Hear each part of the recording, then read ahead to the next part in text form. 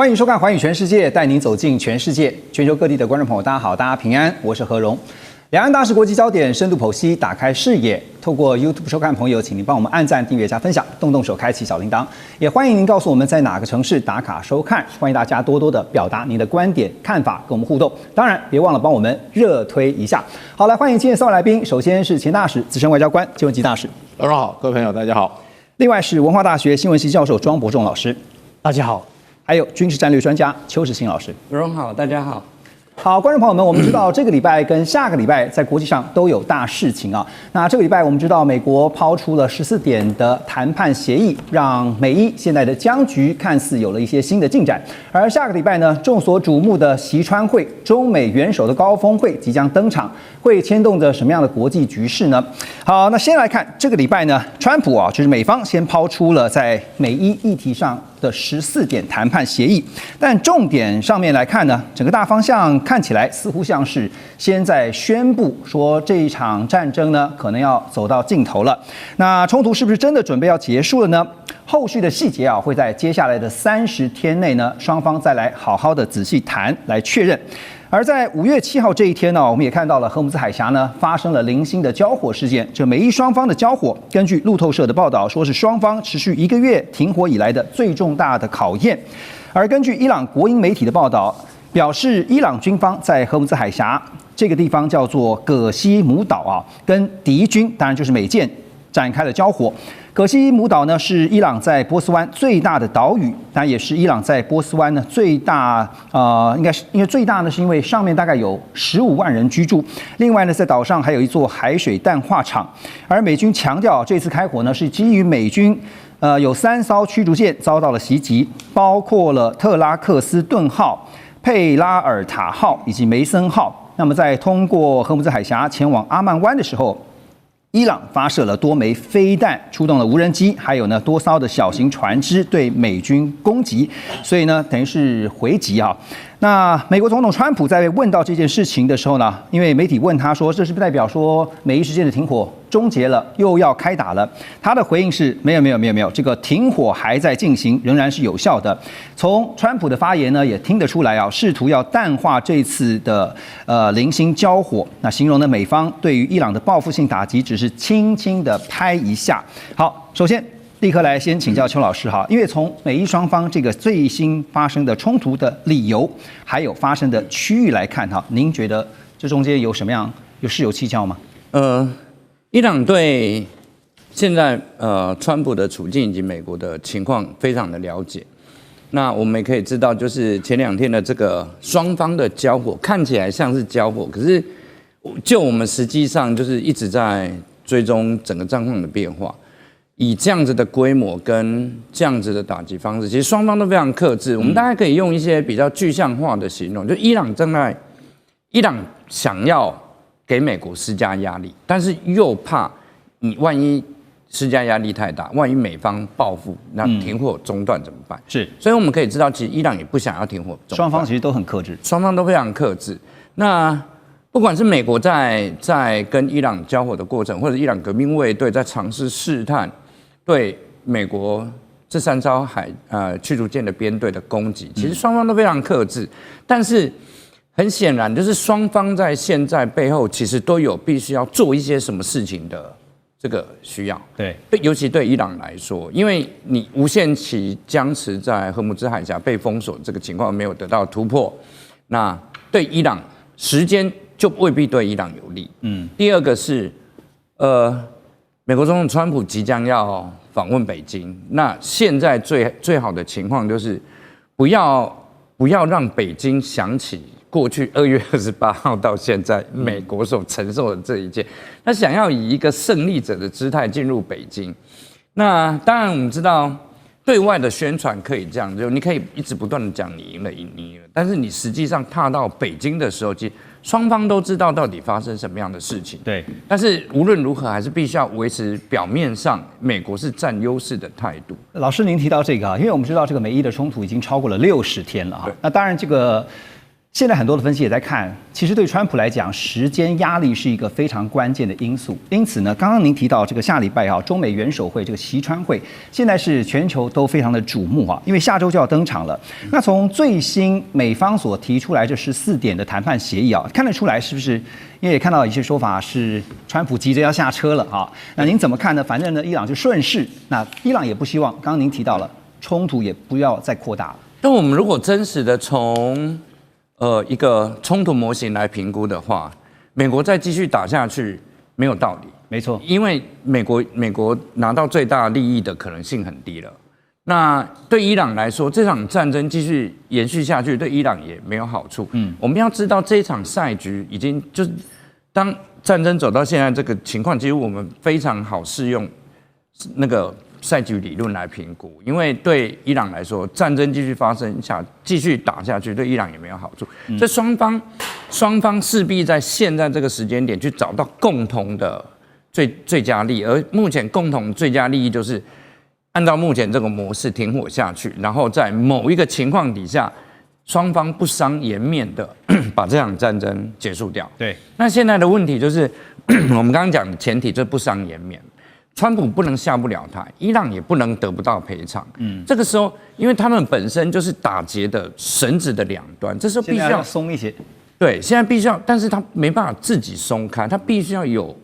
外部的力量來鬆開它。所以這次去北京，其實我知道很多台灣的媒體都聚焦在會不會台海的問題台灣的問題，但我們必須要說，以現在整個世界遇到的大麻煩，台灣的問題真的是一點點，沒錯，一點點影響不了。所以大使，我繼續請教您因為剛剛邱老師也提到了他的觀點但這次對於川普來講，因為下周馬上就是習川會了這個非常重要。雖然說2天時間大概36小時這次去大概可能就是一個框架，等一下我們會特別談。不過呢，這個剛才也提到時間壓力所以川普他就設定了一個時間點，就是在下禮拜他去北京前，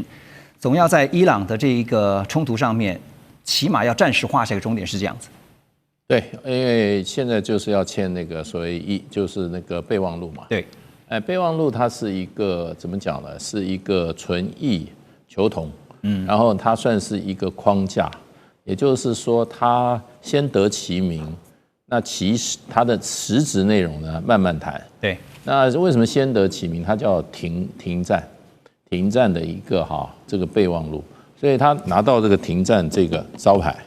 那裡面是不是問題都解決？沒有。那停戰以後，他事實上還要有30天去談那個伊朗核武的問題那另外一個還有一個荷姆茲海峽開放的問題，這兩個問題事實上都沒有這個結束啦，還要繼續進行外交談判。可是呢，他就把目前的停火呢，把它變成這個招牌呢，換成永久停戰，有點以終為始先設定一個目標就是停戰了。對，就是說我有這個政治意願了，那還有些問題後續談。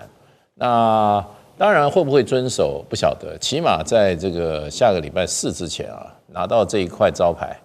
他就可以說我現在是什麼？我現在這個招牌是我已經結束一場戰爭的招牌。我繼續請教您因為其實剛剛講到說零星的衝突，包括了美伊雙方這個在海上交火，另外呢就是在5月8號這一天，阿拉伯聯合大公國阿聯酋，那也再度呢遭到伊朗的飛彈還有無人機的攻擊因為根據半島電視台的報道呢，說阿聯酋的國防部呢透過社群平台 X 證實了他們遭受來自伊朗的飛彈和無人機攻擊，防空系統攔截威脅發出了巨大聲響那在當下他們也呼籲各界維持冷靜，遵循有關單位的指示來保持安全。而根據 CNN 的報道呢，以色列跟黎巴嫩也將會在14號、15號這2天在華盛頓舉行第3輪的會談。以黎雙方從4月17號開始就進行10天的臨時停火，但川普呢在4月23號這一天呢宣布，就雙方的停火再延長3周，並且希望黎巴嫩總統跟以色列總理兩人能夠盡快的到白宮會晤。那確實現在要成型。好，那阿聯的這次受到攻擊，您覺得跟以黎停戰之間有關聯嗎？為什麼在這個時候阿聯是就以色列就伊朗特別把矛頭轉向了阿聯？這個我們要怎麼來解讀呢？當然，第一個就是警告一下阿聯，因為阿聯的做了幾個大動作。第一個大動作，他退出了 OPEC， 叫 OPEC Plus。是。那事實上，它看起來就是跟那個海灣國家的共同行動它看起來要走自己路。海灣國家過去它有一個頭就是沙特，那他們是在這場衝突中盡量保持怎麼樣，不要去涉入，甚至不協助美軍，這個立場是我覺得就是說是伊朗跟這個沙特還有這個海灣國家的一個不是一個默契了，雙方應該有一個協議啊，那只是不公開。那不過現在這個阿聯酋走這條路，好像從這個海灣國家組織裡面跑出來了。那這裡面就變成就是說，它的所謂的戰略地位又特別敏感，它是比較接近這個荷姆斯海峽的一個最接近的一個這個海灣國家聯盟、海灣國家組織的一個成員。那現在跟海灣國家有點分道揚鑣，我想就是說，伊朗一定要給他一個警告。那你也知道，就是說這些在靠近荷姆斯海峽還有一個國家叫阿曼，阿曼是比較可靠，對伊朗角度，因為它大概75%是屬於什葉派的。對，那這個阿聯酋裡面大部分是遜尼派的，所以遜尼派現在分裂了，可以說遜尼派的一個小的阿聯酋跟大的沙特之間分裂，那所以為免情勢失控啊，所以我覺得這個伊朗就先出手警告。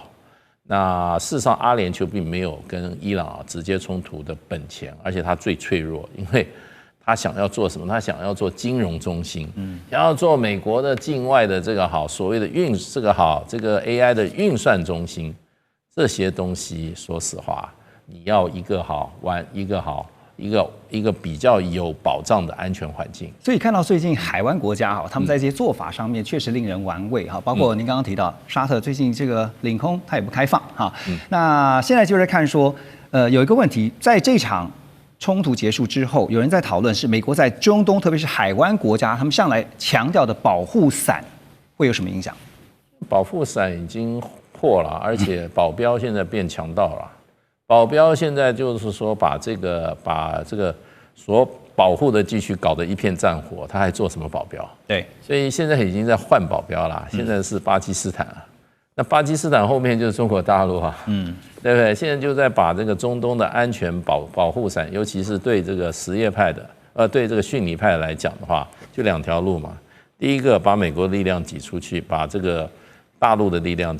帶進來；第二個就是直接跟這個什葉派和解啊。這次不是雙方的合作很密切啊。那是點到一個重點哈，我繼續請教莊老師，因為這次可以看到是中東在整個美伊衝突之後建立起的一個地緣新秩序哈。因為呢，剛剛我們也點到了伊朗的外長阿拉格齊啊，這個禮拜呢特別到了北京一趟，跟中國大陸的外長王毅會談。那在結束之後呢，中方再次呼籲啊，希望盡快的重新開放荷姆斯海峽。那這次阿拉格齊去見王毅呢，也是伊朗戰爭爆發以來伊朗外長首次訪中。根據我的了解哈，就是說我也看到報道是應邀前往了哈。那麼王毅也強調哈，全面止戰刻不容緩，堅持談判尤為重要。那王毅也說呢，北京已經準備好協助緩和緊張局勢。這是不是代表中方等於是被動的應要求而進入到這個調解的行列？好，中伊外長見面的時間點也耐人尋味啊，因為我們知道下禮拜哈，這個川普就要到北京去跟中國大陸國家主席習近平舉行峰會，所以外界也分析，習川兩人很可能就會討論到伊朗戰爭，還有包括重新開啟荷姆斯海峽等相關的問題。好，所以從外交上的鋪排，我請教莊老師的是，看得出來北京已經選擇在這個時候要入局了嗎？北京的考量怎麼看？這個入局可以說趁勢而為，也可以說不得不然哈。首先第一點，這個伊朗最大的石油輸出国就是中國，那中國從伊朗得到的石油佔了它的需求的大概1/7左右。是，所以說即便沒有川習會，他也非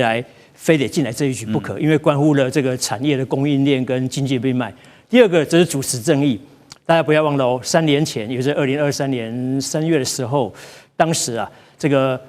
兩個死對頭，伊朗。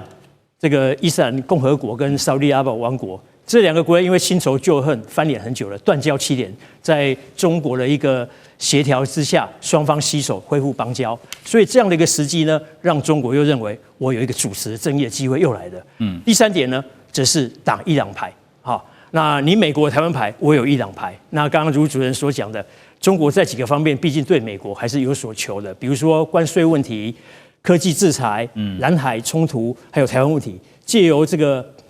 伊朗牌來彌補這種劣勢。當然了，我們可以注意到哈，各國媒體對這個報道也大異其趣。首先，歐美媒體的報道就是說，這個一口咬定中國以伊朗為槓桿，試圖透過這個支點把整個美國舉起來。好，一口咬定。那另外，就伊朗的媒體來講，只是認為中國是他們最堅強的後盾，是他們的好朋友。那至於就中國自己的媒體來講，只是一個敘事，就是說伊朗人民很痛苦，美國政府很可惡。是，那我們中國要出來這個主持大局，因為我們是能夠同時跟敵對雙方伊朗跟美國對話的大國。那就這個其他的西亞、中東的阿拉伯國家來講，只是雖然他們不選擇站隊美國，也不想靠向伊朗，但他們認為中國普遍是一個可接受、可信的大國。那就俄羅斯的媒體報道來講也很有趣，一方面在嘲諷美國這個借機希望美國影響力式微，一方面也羨慕中國能夠出來主持這個正義。那麼總的來說呢，這個中國政府在這方面是小心翼翼，一方面不要落人口實，主動挺伊朗，幫伊朗站隊；另外一方面呢，他们也強調是維護伊朗主權，而且要呼籲談判，那促成和平，最好是雙方能夠停火來協調。剛剛提到了中東未來的新秩序啊，特別是在中國大陸未來被動的入局之後哈，邱老師你怎麼看哈？這個中伊先見面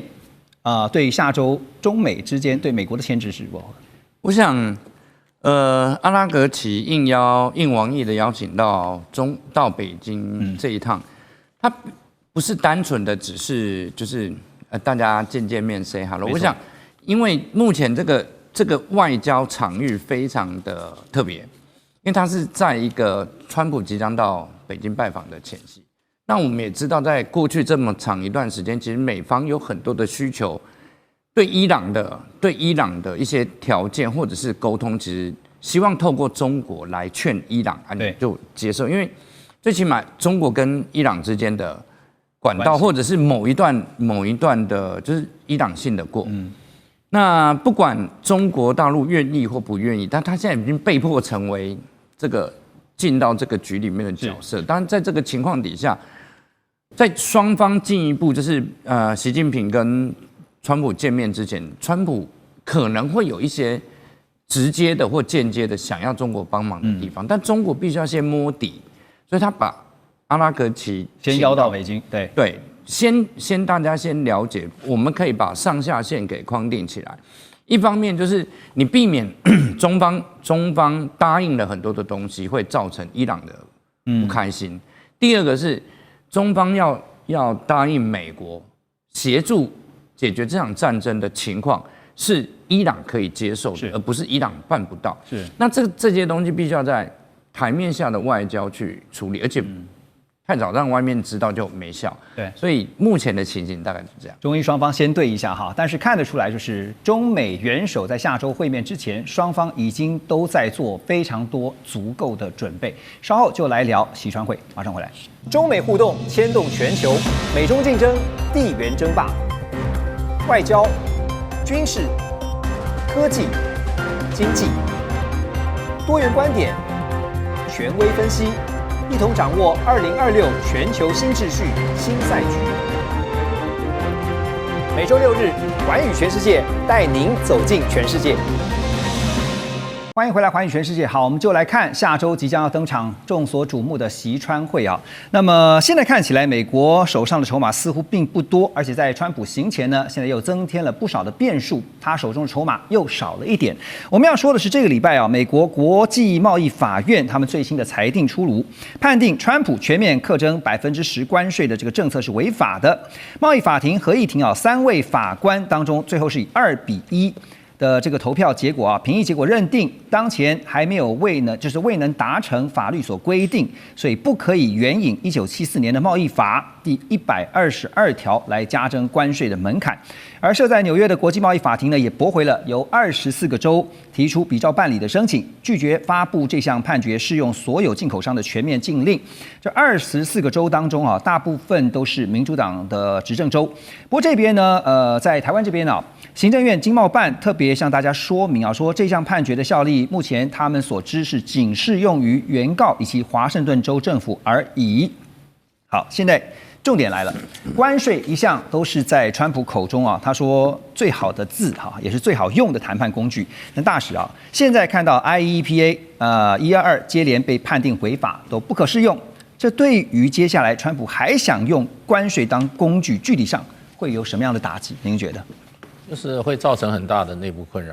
對，因為事實上的話，就是這個是就法論法的事，這不是一個政治問題啊。就美國的憲法寫得非常清楚，關稅是屬於國會的權利。是，所以過去我們跟美國政府，就是說以前跟他們有一些交手的時候，我們都很清楚，重大的政策要跟國會去聯繫的。那行政部門我們有權啊，對。那所以就變成，其實這也是各國的一個傳統。你知道我們海關的稅則，你任何一項產品，你的那個關稅的調整都要修法的，都是經立法院在管它，經國會同意的。各國都是這樣，沒錯。所以美國的更明確了，所以川普這個是明白的違憲。所以不管他引用什麼法案，過去他用緊急經濟權利法案哈不行，對，現在又引這個所謂貿易法也不行。當然他還有2、3個法，他還有一個那個301哈。不過我覺得不論如何的話，這些都有前提的。你要有很明確的這種不公平貿易的措施，然後呢，你不可能對全球宣戰，你只能針對特定的措施。對，那這個東西其實在國際貿易法上都已經是很牽強的，尤其美國這個單方面的制裁那用這種單方面自己保護主義的想法就制裁某一個貿易對象，可是你不能全方位的打。他現在川普一個政策就是對所有的貿易對手所以現在这個基本上我覺得最主要就是說這麼親保守派的這麼一個目前的主要是這個最高法院6-3他都沒有辦法幫川普來幫他護航，你就知道在法律上這個要扭過來對川普做有利的解釋有多難。那您覺得下禮拜這個習川兩人就要見面了這會影響到川普在談的底氣嗎？我覺得中國大陸也不是靠你美國這個國內的法院怎麼判決，中國靠自己的本領才跟美國對打，對，靠實力。那現在說穿了啦，基本上中國大陸对美國的你 H200根本不讓你進來，沒錯。對不對？另外一方面，你現在中國大陸什麼 Minus 這個軟體 AI 軟體，事實上就已經顯示，在 AI 軟體方面的這樣子的發展，中國大陸已經被人家掠奪，就是說這種所謂的這種去仿效跟學習挖角的對象了。所以大家的水平中國大陸有些超過美國了。所以另外一方面，就硬件的部分的話，中國大陸7奈米已經就從中芯半導體，現在又要給華映吧，好像就是華為的那個有關的這個晶片代工旗下的。所以對美國來講的話，中國大陸是以實力跟他對陣，所以就不管是科技戰和貿易戰來講的話，那美國都已經輸了，尤其貿易戰前3個月的貿易看起來。中國大陸對美國的市場的這個依賴越來越小，量越來越小，那而且這個 surplus 也就是貿易的順差也越來越小。可是問題是什麼呢？中國大陸前3個月，2025年、2026年前3個月，整體的貿易量在大增也就是市場的轉移非常快。有人是說美國市場已經轉單了，轉給誰？轉給中國大陸，在可能在這個越南，在柬埔寨這些衛星工廠去從這些國家進。不論如何的話，我覺得中國大陸現在不管是貿易戰或者說是科技戰，都已經怎麼講呢？都已經站穩腳步了。所以我覺得不怕了，沒有怕了。而且中國大陸的這個稀土還有就是說整個反制措施那都已經都工具都已經到位了。沒錯。所以我覺得川普如果要繼續打的話，那麼可能受傷的是美國比較重。您剛剛提到的 H200這次也看到就是要帶着好幾家美國企業這個 CEO 執行長一起去，那其中呢也包括了黃仁勳在內黃仁勳也說，如果被邀請的話，他當然非常願意去看能不能夠為 H200解套。等一下我們特別來聊。不過在川習會之前美國國務卿 Rubio 已經表示川習會可能會談到台灣議題，但也強調呢，台灣海峽兩岸需要保持穩定。其實這句話真的是廢話，因為當然需要穩定哈。那談到伊朗問題的時候呢 ，Rubio 則說我們拭目以待伊朗的回應呢，希望伊朗的回應能夠促使我們進入嚴肅的談判進程。聽得出來，美方似乎是處於相對被動的一個地位。好，那這一趟呢，川普訪中確定這個經貿大單呢會是重點項目。我們上禮拜也提到了3B 嘛，哈，那包括了大豆啦、波音還有牛肉。而講到牛肉呢，根據美國牛隻養殖者協會他們表示，過去1年內已經有超過400家美國牛肉加工廠喪失了出口資格，大約佔了曾經獲准注冊工廠總數的65%。而白宮也已經向這些廠商保證，川習的峰會上面將會討論牛肉採購這個議題。中方當然也有很多籌碼，剛剛提到的稀土就是其中之一。國際危機組織呢，美中關係高級研究與倡議顧問叫韋恩，他就分析呢，美國需要從中國大陸進口鎵，那用來補充飛彈攔截器的庫存因為鎵是這個製造飛彈攔截器的重要原料。好，那但是怎麼樣能夠確保北京會點頭呢？剛剛提到了川習會36小時其實非常的短，但是要談的議題非常多。邱老師那我看到最近摩根大通有個最新的預測，說應該雙方會達成進一步談判的框架協議中方可能會同意大量採購美國大豆，還有其他農產品，包括提到牛肉也在內還有波音飛機原油、天然氣等等，來維持現有的關稅狀態。那老師您的觀察又是如何？這次的會談，我們可以用2個層面來看。第一個就是雙方對抗，因為我們知道，美國跟中國的關係是，不管是美方還是北京的方面，一直都強調必須要管控風險，必須要維持在彼此互相競爭，那不能升溫，那也不能擦槍走火。所以這種元首的會面，其實必須要做到幾件事情。第一個就是管控風險，那管控風險，不管是在經濟上面，還是在軍事上面，在政治上面、議題上面，過去這段時間其實已經都雙方累積足夠的彈藥，但是必須要管控風險，這是一個。第二個就是要展望未來，就雙方能合作的部分要合作，那沒有必要的對抗要避免。我想這2個主要的目的是川普跟習近平在這次北京會面最主要的定調。那為什麼？因為有些問題都必須要到雙方最高元首來拍板的，那個不會是很多很細的問題。那至於我們講的什麼採購清單到底誰買多少，哪一家公司要什麼，那個是現在其實我覺得都已經定案了，那個都是之前過去這幾個禮拜都大概就已經談好，因為畢竟2天的時間。那雙方的元首大概就是行禮如儀，把底下幕僚已經都簽訂的東西拉上來。那這個是國家戰略的層面。第二個是商業的部分。我們必須要說，就是過去一段時間，美國的很多企業界對於美國跟中國市場脫鈎這件事情，已經耐心快要沒有了，因為美國跟歐洲的僵局。那未來可能美國真正要對付的還不是中國大陸，而是歐洲，而歐洲要對抗的也不是中國大陸，而是美國。就未來有可能美歐的貿易衝突跟摩擦會增加。那對於做生意的人來說，他現在最需要什麼？如果歐洲的市場有問題的時候，我怎麼辦？所以其實在過去一段時間，美國很多大的企業不斷在游說川普，所以我們幾乎可以判斷，就是川普這次會帶很多大的公司去，那這些公司其實本身都是這個行業的代表，因為帶不了那麼多人，所以大家看到這些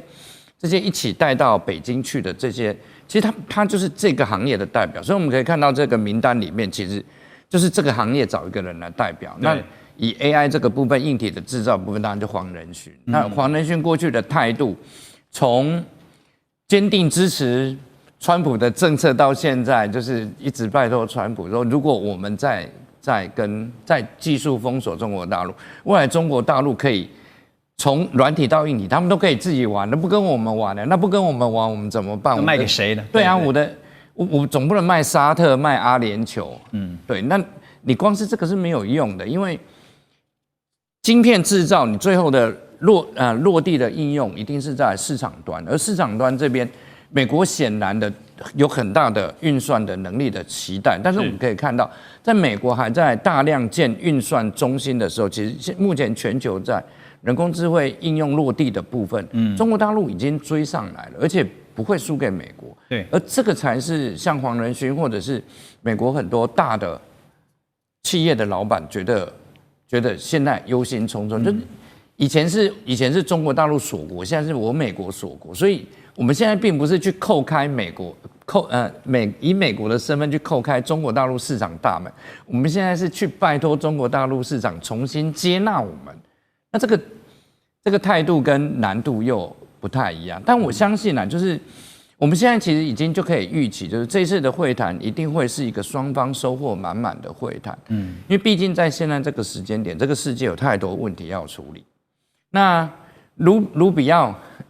他不在這次的狀況裡面，所以盧比奧還在拿台灣，就是想要把台灣變成是美國的一個籌碼，所以他的發言才會是這樣。沒錯。但其實我們知道，真正接近川普外交核心的，已經不談台灣的問題，因為台灣這個問題是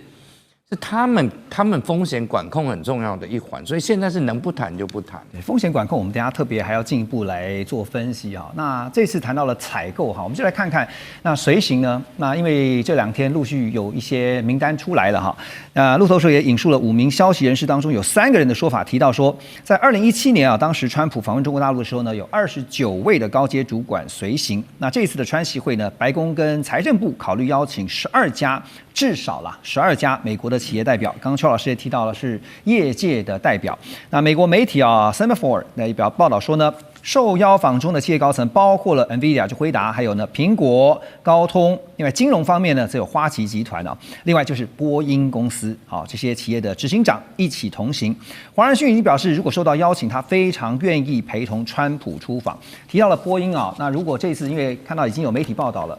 如果中國大陸答應的話，搞不好500架的這個大訂單會是波音有史以來最大一筆訂單。當然，這得看中美怎麼談啊。所以莊老師怎麼看哈？從受訪的這些美國企業的名單來看，這次川普訪中行，他最大的目標，您覺得？是的